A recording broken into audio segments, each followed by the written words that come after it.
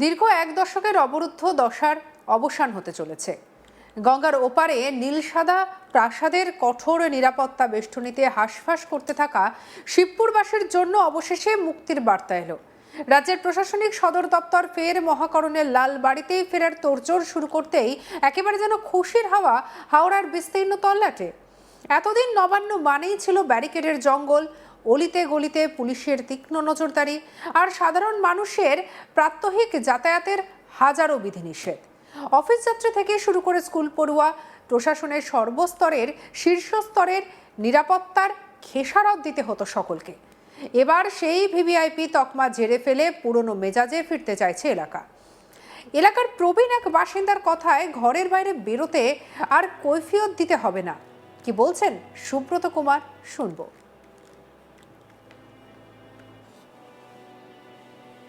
আমাদের এখানে আমাদের এখানে 4 পুরুষের বাস। আমাদের এটা পিস জোন। 1971 সালে যখন নকশাল আমলে ছিল তখনও এখানে পুলিশ রিপোর্ট ছিল যে শিবপুরের এই অঞ্চলটা হচ্ছে পিস জোন। নবান্ন আসার আগেও এখানে কোনো মারামারি, গোলমাল, হইচই এসব কিছুই হতো না। নবান্ন আসাতে সবাইকার মুখেও শুনেছি, আমিও এখানে যেহেতু আমার পাশেই বাড়ি, যে আমাদের এখানে টাইট সিকিউরিটি। টাইট সিকিউরিটি আমাদের তাতে কী সুবিধে? টাইট সিকিউরিটি মন্ত্রিসভা, মন্ত্রীর লোকজন, পার্টিগতভাবে যারা রোজগার বলবো না, যারা এখানে কাজে কর্মে আছে তাদের সুবিধে। আমাদের বরঞ্চ অনেক অসুবিধে হয়ে গেছে। এখানে একটা ঘটনা ঘটে যাওয়ার পরে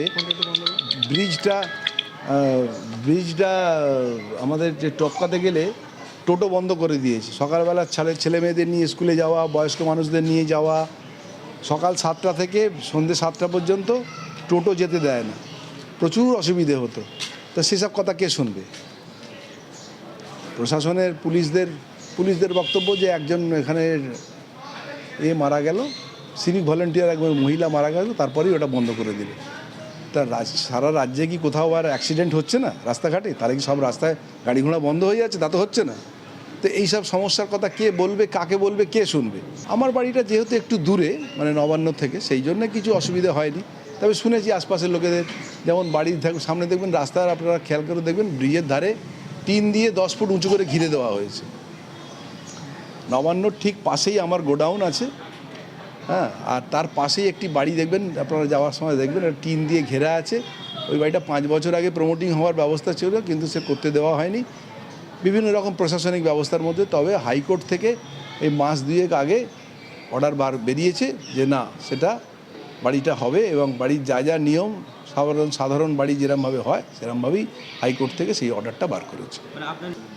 আমার বাড়ি ঠিক পাশেই, তার নিজের বাড়ি, প্রতিবেশী বলা যেতে পারে। হ্যাঁ, একদম নবান্নর ঠিক উল্টো দিকেই একদম। এই সমস্যা তিনি পড়েছিলেন। হ্যাঁ, 5 বছর ধরে তো পড়ে আছে। চালনা হবে না, হয়তো এখান থেকে হবে না, কিন্তু এখানে যে সমস্ত ব্যবস্থা আছে, প্রশাসনিক যে সমস্ত নিয়মকানুনের ব্যবস্থা, সেগুলো কি থাকবে না চলে যাবে সেটা তো আমরা জানি না। অসুবিধা বিভিন্ন রকমের ছিল, কিছু সুবিধা হয়তো ছিল। স্থানীয়দের কেউ কেউ বলছেন মমতা ব্যানার্জি গেছেন, বাঁচা গেছে, ওনার জন্য ছাদে ওঠা যেত না, এখন থেকে উঠতে পারবো, এবার শান্তিতে চলাফেরা করতে হবে। কি বলছেন স্থানীয় বাসিন্দা সৌমিক কুমার, শুনবো। নবান্ন এখান থেকে ব্যবস্থা যে উঠে যাচ্ছে তাতে আমাদের অসুবিধে কিছু নেই, সুবিধেই হবে বরঞ্চ। এখান থেকে সাইকেল নিয়ে যাওয়ার সময় 9টার পরে সাইকেল চালানো যাবে না, 10টার পরে রিক্সা চালানো যাবে না, 11টার পরে বাইক চালানো যাবে না। এদিক থেকে ওদিক যাওয়ার জন্য আমাকে 1 কিলোমিটার ঘুরে যেতে হবে। আমার 50 মিটার রাস্তা আমাকে 1 কিলোমিটার ঘুরে যেতে হবে। কেন না, এখন উনি আসবেন, উনি যাবেন, আমি নিজের বাড়ির ছাদে উঠে দাঁড়াতে পারবো না।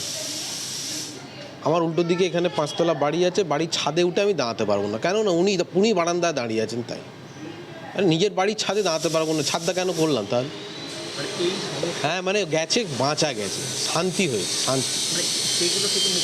হ্যাঁ, নিশ্চয়ই। না, নবান্ন ছিল তার জন্য কিছু ভালোও হয়েছে, এমন জন্য সব শুধু খারাপ হয়েছে তা নয়, ভালো হয়েছে। আগে এখানটা তো জঞ্জাল ছিল। হ্যাঁ, না, আমি আমার নিজের বাড়ির সামনে গাড়ি রাখতে পারবো না। আমি আমার গ্যারেজ থেকে বের করে গাড়িটা রেখে বাড়ি থেকে এসে যে বউকে নিয়ে যাব সেটা আমি পারবো না। আমার গাড়িটা তখনই নিয়ে ওখান থেকে চলে যেতে হবে। হ্যাঁ, সেটা আর হবে না। আশা করছি সেটা আর হবে না। সেটা তো রাইটার্স থেকে তো সব বিষয় চলে না, রাইটার্স থেকে হলেও এখানে তো আর সব কিছু কী হবে সেটা এক্ষুনি বলা যাচ্ছে না। তবে আপাতত- যদি আমরা আশা করছি যে এইসব আর কিছু হবে না, আমরা শান্তিতে থাকবো। নিজের বাড়ির সামনে গাড়ি রেখে আমাকে যদি বাড়িতে ঢুকতে হয় তাতে আমার কোনো অসুবিধা হবে না যে পুলিশ এসে বলবে যে গাড়িটা সরিয়ে নিন। আমার গাড়ি, আমার গ্যারেজ, আমার বাড়ির সামনে আমি রাখতে পারছি না, মানে এইরকম ধরনের সমস্যা আমরা এর আগে কোনোদিন ফেস করিনি। তবে এই পট পরিবর্তন কি কেবলই একচিলতে ভৌগোলিক স্বস্তি, নাকি এর আড়ালে লুকিয়ে রয়েছে কোনো বৃহত্তর রাজনৈতিক সমীকরণ? ক্ষমতার ভরকেন্দ্র থেকে কলকাতা থেকে হাওড়ায় সরিয়ে আনা নিয়ে যে পরীক্ষা নিরীক্ষা চলেছিল, শিবপুরের এই জনরোষ প্রমাণ করে দিচ্ছে যে আধুনিক প্রশাসন আর সাধারণের দৈনন্দিন স্বাচ্ছন্দ্য সমান্তরাল চলেনি। নবান্নের জাঁকজমক যখন খবরের শিরোনাম কাটত, ঠিক তখনই গলির মোড়ে থমকে যাওয়া অ্যাম্বুলেন্সের আরতি ঢাকা পড়েছে তো সাইরেনের শব্দে। মহাকরণে প্রশাসনিক প্রত্যাবর্তন তাই হাওড়াবাসীর কাছে স্রেফ একটা নির্ঝঞ্ঝাট জীবনের হাতছানি। দোকানদার তাপস গুপ্ত কি বলছেন শোনাবো। আমাদের এখানে কি প্রোটোকল থাকতো? এখানে প্রোটোকল থাকতো যখন সিএম যাবে তখন একটু আটকানো হতো, আর এমনি এখান দিয়ে ধরুন এই নো এন্ট্রি ছিল, যেমন এইটা দিয়ে গাড়ি যাবে, ওইটা দিয়ে গাড়ি ঘুরে আসবে। বাইকের তো স্ট্যান্ড করেই দিয়েছিল, যারা বাইকের পাস পেত বাইকের পেত। আর সকাল 8টা থেকে রাত্রি 7টা অবধি এই অঞ্চল দিয়ে টোটো যাওয়াটা বন্ধ ছিল। না, সেরকম কিছু সম্মুখীন হতে হয়নি। তবে ওই যখন এই নবান্ন অভিযান বা কিছু চলতো তখন যেমন ব্যারিকেড দিয়ে দেওয়া হতো, তখন আমরা ঢুকতে পারতাম না সেফটি, তখনই সমস্যাটা হতো। না, মিস করার বলতে কি, সত্যি কথা আমি কোনো দিন দিদিকে মানে গাড়িতে উঠতে মানে যখন যেত সেখানে এই মুখে তো আটকে দেওয়া হতো, আমিও কোনো দিন ফ্রন্টে মানে আমার সৌভাগ্য বা দুর্ভাগ্য কোনো দিন আমার মুখোমুখি বা আমি হইনি, বুঝতে পেরেছে? এখন কথা হচ্ছে দেখুন পরিবর্তন এবার যা হবে এবার তো দেখাই যাবে যে আমরা আগে সুবিধে পেয়েছি না এখন পাবো, সেটা তো সময় বলবে। দেখুন এ তো আপনাকে সময়ের সাথে তাল মিলিয়ে চলতেই হবে। হ্যাঁ, সেটা আমাদের এখানে যে নবান্ন হবে এটাও আমরা আগে জানতাম না, ঠিক আছে? আজকে 2004-এ আমার দোকান, সেটাও আমরা জানতাম না। আমরা দিদি এলো 11-13 এখানে এলো, সেই জিনিসও দেখলাম। এবার উঠে যাবে বা কি হবে এখনও কেউ কিছু পরিষ্কার বলতেও পারছে না। অনেকের মুখে শুনছি কিছু দপ্তর থাকবে, কিছু দপ্তর থাকলে ঠিকই আছে, তখন তো এই এত প্রোটেকশান না থাকলেও অল্প বিস্তর তো থাকবে। হ্যাঁ, সেই দেখা যাক, এখন সময় কথা বলবে। সময় কি আসবে, সময় কি হবে, সময় কথা বলবে। দীর্ঘ 1 দশকের অবরুদ্ধ দশার অবসান হতে চলেছে। গঙ্গার ওপারের নীল সাদা প্রাসাদের কঠোর নিরাপত্তা বেষ্টনীতে হাঁসফাঁস করতে থাকা শিবপুরবাসীর জন্য অবশেষে মুক্তির বার্তা এলো।